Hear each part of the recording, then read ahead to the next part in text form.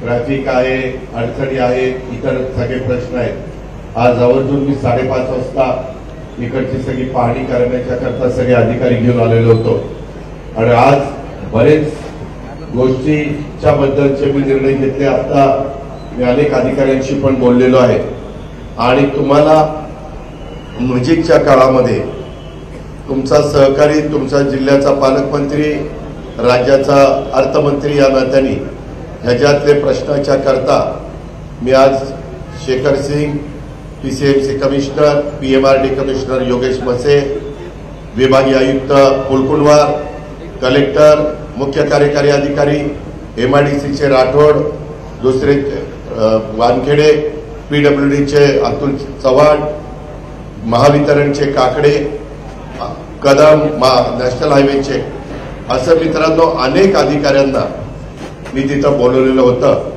आणि त्यांना काय सूचना द्यायच्या, एमआयडीसीनं काय करायचं, पीडब्ल्यूडीनं काय करायचं, पीएमआरडीनं काय करायचं। पीएमआरडी, एमआयडीसी, नॅशनल हायवे यांच्याकडे काही पैशाची अडचण नाहीये, पीडब्ल्यूडीला जो काही निधी लागणार आहे। मला आता तळेगाव ते चाकण पुढे शिक्रापूर, तर पहिल्या टप्प्यामध्ये मी तळेगाव ते चाकण हा रस्ता हा साधारण 6 लेन करण्याचं ठरवलेलं आहे आणि त्या प्रकारे मी ताबडतोब ते टेंडर काढून त्यामध्ये काय होणार आहे, पुढं तो 6 लेन आता नाही केला तर त्याच्यावर एलिव्हेटर रोड केला जाणार आहे आणि ते काम सुरू झाल्यानंतर पुन्हा ट्रॅफिकचा प्रश्न होईल। परंतु राजगुरूकरांनो, खेडकरांनो, मला तुम्हाला सगळ्यांना सांगायचं आहे की एवढं करून चालणार नाही। त्याच्यामध्ये अनेक आपल्या पिंपरी चिंचवडवरून आपल्या एमआयडीसी मध्ये येताना 2-3 फ्लायओव्हर करायच्या बद्दलच्या सूचना आणि ह्या रोडला पर्यायी काही रस्ते मला आज काही माझ्या सहकारी मित्रांनी सुचवलेले आहेत, त्याबद्दल देखील मी त्याला मान्यता देण्याचं ठरवलेलं आहे आणि तशा पद्धतीनं वरिष्ठ अधिकाऱ्यांशी पण मी सकाळी बोलून त्याच्याबद्दलचा निर्णय घेतलेला आहे आणि त्याच्यामुळं बरेच दिवसाचं लगेच काही ते होणार नाही, पण काही दिवसात तुम्हाला याच्यातनं मार्ग निघालेला दिसेल। एमआयडीसीतले खड्डे आणि बाकीचे रस्ते आणि तिथले काही कामं होती ती पण वरची मंजुरीची अपेक्षा न करता ती मंजुरी मिळाली असं धरून त्यांना टेंडर काढायच्या सूचना दिलेल्या आहेत आणि अशा पद्धतीनं खूप तुम्ही त्रास सहन केलाय, तुम्ही सहनशीलता दाखवली।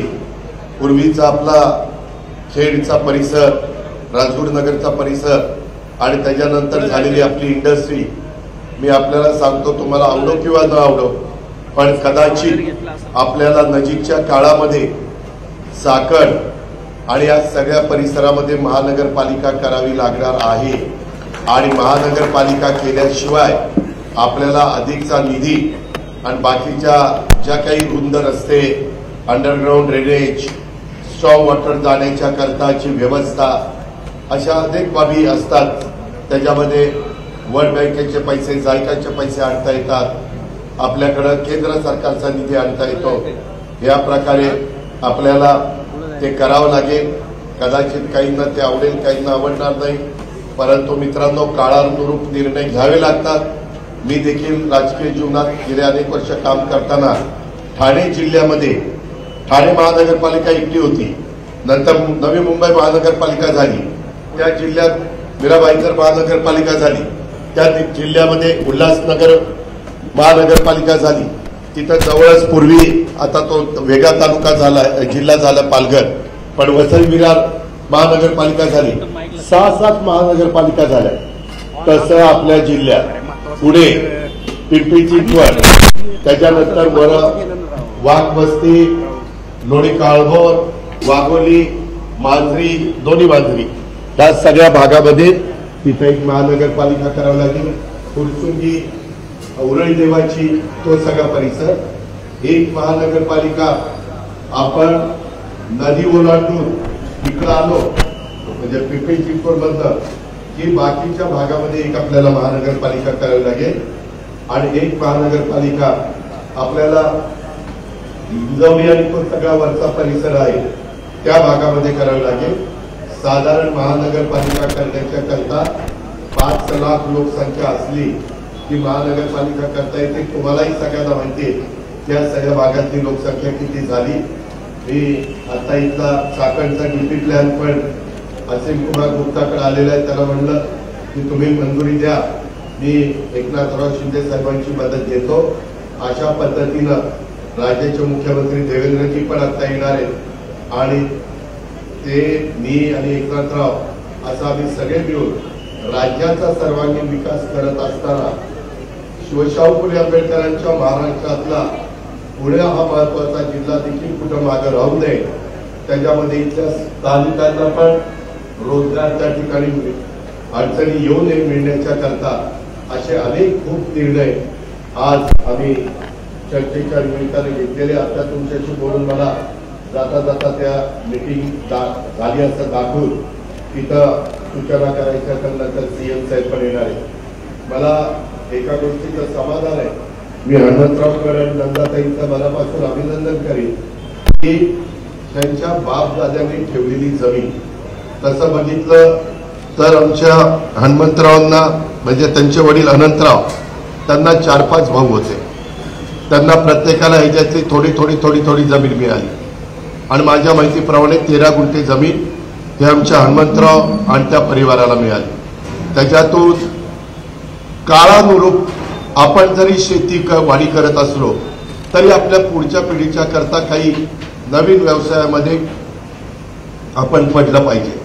कुठलाही व्यवसाय कुणाची मक्तेदारी नाहीये, त्याच्यामुळं आज K9 फॅमिली रेस्टॉरंट मी वर जाऊन त्याचे सूट बघितले, त्याच्यामध्ये चांगल्या पद्धतीनं त्यांनी हॉल केलेला आहे, त्याच्या संदर्भामध्ये इतर रूम पण चांगल्या केलेल्या आहेत। जेवढं काही चांगल्यातली चांगली सुविधा देता येईल ती देण्याचा प्रयत्न पंचतारांकित MIDC म्हणून इकडच्या MIDCला आता जरा बोललं जातं आणि त्याच्यामध्ये रूम पाहिजे होत्या, फॅमिली सेक्शन पाहिजे होता, बँक्वेट हॉल पाहिजे होता, कॉन्फरन्स हॉल पाहिजे होता आणि या सगळ्याचा विचार आमच्या हनुमंतरावांनी केला आणि ह्या परिसराच्या वैभवामध्ये भर घालणारी K9 फॅमिली रेस्टॉरंट अतिशय चांगल्या पद्धतीनं त्यांनी इथं उभं केलेलं आहे। ह्या K9 ह्या फॅमिली रेस्टॉरंटचं कड परिवाराच्या आमच्या हनुमंतरावकर आणि त्यांच्या सर्व परिवाराचं हे K9 फॅमिली रेस्टॉरंटचं उद्घाटन झालं असं मी जाहीर करतो। आजपासून हे हॉटेल आपला चाकणचा परिसर असेल, कडवस्ती असेल, खराबवाडी असेल, ह्या भागातील ज्यांना जेवायचं आहे, ज्यांना आपण खवय्या म्हणतो अशांच्या करता ते सेवेमध्ये रुजू होणार आहे। दर्जा चांगला जेवणाचा ठेवण्याचा हनुमंतराव आणि त्यांच्या सगळ्या परिवाराचा मानस आहे। हे सगळं करत असताना आपण मला दिलीपरावनी पण सांगितलेलं होतं आणि हनुमंतरावांचा पण निरोप होता, मार्केट कमिटीमध्ये किंवा राजकीय जीवनामध्ये काम करत असलो तरी राजकारण हे एक सामाजिक काम आहे, लोकांचे प्रश्न सोडवण्याचं काम आहे, परंतु त्याच्यातनं आपलाही प्रपंच चांगला चालवला पाहिजे, आपल्याही मुलाबाळांचं, आपल्याही पुढच्या पिढीचं आपण त्याच्यातून कल्याण केलं पाहिजे। हाच विचार करून आमच्या कड परिवाराने हा एक चांगला निर्णय घेतला, त्याबद्दल मी व्यक्तिशः माझ्या वतीनं आणि आपल्या सर्वांच्या वतीनं आमच्या हनुमंतराव कड, मंदाताई कड आणि त्यांच्या बाकीच्या सगळ्या त्यांच्या मातोश्री, त्यांचे बंधू सगळ्यांचं मी अभिनंदन करतो। हनुमंतराव कड हे अनेक वर्षापासून जसं राजकीय क्षेत्रामध्ये काम करतात तसं सहकार, शिक्षण या क्षेत्रामध्ये देखील ते काम करतात आणि ही अतिशय महत्त्वाची बाब आहे। त्यांनी त्यांच्या मालकांच्या बरोबरीनं त्यांच्या स्टाफच्या कष्टातून, सेवेतून, वागण्यातून ते मोठे झाले। K9 फॅमिली रेस्टॉरंटचा स्टाफही रेस्टॉरंट मोठं करण्याच्या करता संपूर्ण योगदान देईल अशा प्रकारची खात्री मी या निमित्तानं करतो। कुठलंही हॉटेल किंवा रेस्टॉरंट किंवा फूड आउटलेट सुरू करताना स्वच्छता, त्या ठिकाणचा जेवणाचा किंवा फूडचा दर्जा आणि सौजन्यशीलता महत्त्वाची असते। आपल्या K9 फॅमिली रेस्टॉरंटमध्ये देखील इथली स्वच्छता, इथल्या खाद्यपदार्थांची चव आणि एकंदरीत बाकीचा दर्जा या बळावर हे K9 फॅमिली रेस्टॉरंट हॉटेल हा व्यवसाय लोकप्रिय होईल, स्वतंत्र वेगळं स्वतःचं स्थान त्या ठिकाणी निर्माण करेल याबद्दलची खात्री मी स्वतः बाळगतो. पार्किंगला पण चांगल्या प्रकारची जागा ही ठेवलेली आहे, परंतु या सगळ्याचा विचार हा परिवार केल्याशिवाय राहणार नाही. अधिक बोलून मी आपला वेळ घेत नाही. थोडंसं हनुमंतरावांनी मला जरा वर दादा बसा, थोडंसं नाश्ता पाणी करा, परंतु आज खरोखरीच वेळ नाहीये. परत कधीतरी जेवायला येईल त्यावेळेस माझं बिल घेऊ नका, माझं जेवण राहिले बाकी असं समजा. मित्रांनो, गमतीचा भाग जाऊ द्या, परंतु मला आमच्या हनुमंतरावांना पण सांगायचं आणि मंदाताई तुम्हाला पण सांगायचं आहे, तुम्ही राजकीय क्षेत्रामध्ये काम करत असला तरी राजकारणाच्या ठिकाणी राजकारण करा, धंद्याच्या ठिकाणी व्यावसायिक दृष्टिकोन ठेवून. इथं कुणी उद्या आम्ही आलो, उद्या दिलीपराव आले, उद्या बाबाजी आला किंवा आणखीन कुणी आलं तर बिलं देत चला, पैसे घेत चला रितसर. नाहीतरी आपल्या जवळचा आहे, मी मार्केट कमिटीचा डायरेक्टर आहे, मग मार्केट कमिटीचा सभापती आला, मग उपसभापती आला, मी माझा मतदार आला, मग मतदार आता राष्ट्रवादीच्या आमच्या महिलांच्या पदाधिकारी आहे, मग हिला कसं नाराज करायचं, तिला कसं नाराज करायचं, या नाराजीमध्ये आपलं हॉटेल बसून जाईल. त्याच्यामुळं जसं व्यापारी लोक व्यापारी दृष्टिकोनातनं व्यवसाय करतात, तसं आपण शेतकऱ्यांच्या मुलांनी, शेतकऱ्यांच्या सगळ्या माझ्या सहकाऱ्यांनी हे शिकलं पाहिजे आणि त्या पद्धतीनंच व्यवसाय केला पाहिजे. कधीतरी एखादा चांगला तुमचा कार्यक्रम झाला, तुम्ही जेवणाला दिलं. आज जेवण आहे का? आज 1500 लोकांचं जेवण आहे. होय होय साहेब तेच केलं. आता तेवढंच टीव्ही येईल, बाकी काय येणार. तुम्हाला कोणी सांगून एक मिनिट, तुलाच फार अक्कल आहे, आम्ही समजू नका. हे असला चाल मग नसतो आलो तर काय झालं असतं. म्हणजे एवढं सगळं काल तिथं 4:30ला उठून कामं केली, आज इथं 4:30ला आलोय आणि तुलाच कळतंय. आणि आम्ही बिंडोक आहे, आम्ही पण 8-8 वेळानं जोडून आलोय. ते माझं एक स्वभाव आहे कडक, त्याच्यामध्ये मी इतकं व्यवस्थित सगळं. आज ह्या शाळेला माहिती नाही, आज 300-400 कोटी रुपयाची कामं ह्या परिसरामध्ये मी जवळपास मंजूर केलेली आहे. मला कळतंय ना, परंतु काही स्थानिक लोकांच्या पण चुका आहेत. काही ठिकाणी काही इथं वेगवेगळे, उद्या मी अतिक्रमण काढायला लागलो तर पुन्हा नाराजी मला सहन करावीच लागणार आहे. ठीक आहे, हनुमंतरावांच्या चांगल्या आनंदाच्या कामामध्ये व्यत्यय यायला नको. आई पण इथं बसलेले आहेत. आज समाधान वाटत असेल लेखाचं हे सगळं बघून. शेवटी आई वडिलांना काय पाहिजे असतं तेच पाहिजे असतं आणि ते आईने आज पाहायला मिळालेलं आहे आमच्या सोनाबाई कड यांना, आमच्या आईंना. त्याचंही मला समाधान आहे.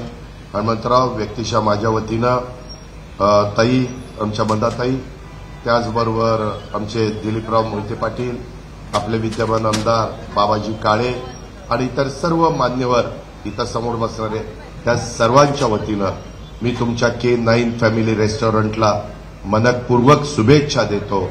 आणि तुम्ही ज्या उद्देशाने ह्या क्षेत्रामध्ये पदार्पण केलंय त्यामध्ये तुम्हाला चांगलं यश लाभो अशी पांडुरंगाचरणी प्रार्थना करतो आणि आपली रजा घेतो. जय हिंद, जय महाराष्ट्र. एबीपी माझा, उघडा डोळे बघा नीट.